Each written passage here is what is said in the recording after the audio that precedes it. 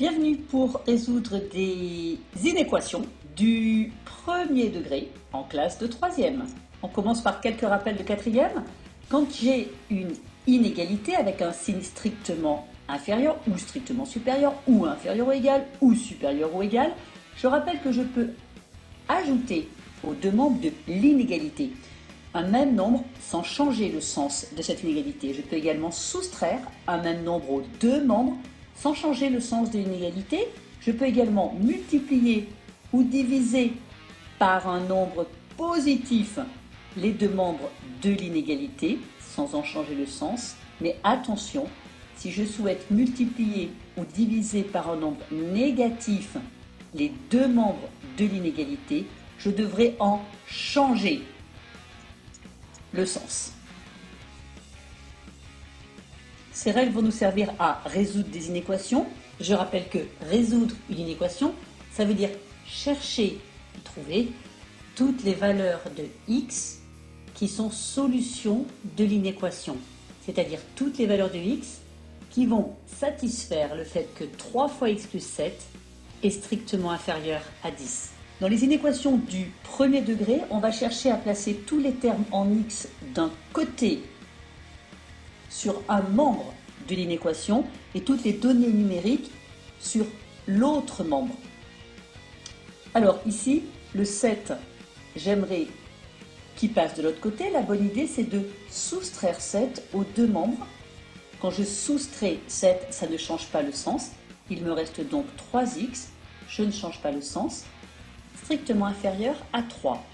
Maintenant, c'est le 3 qui est là, que je souhaite faire passer entre guillemets de l'autre côté.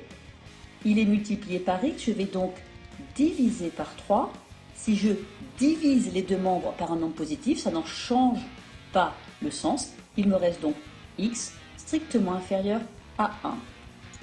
Les solutions sont donc toutes les valeurs de x qui sont inférieures strictement à 1. Il s'agit donc de toutes ces valeurs. Et pour exprimer le fait que je ne prends pas la valeur 1, je mets un crochet qui exclut la valeur 1.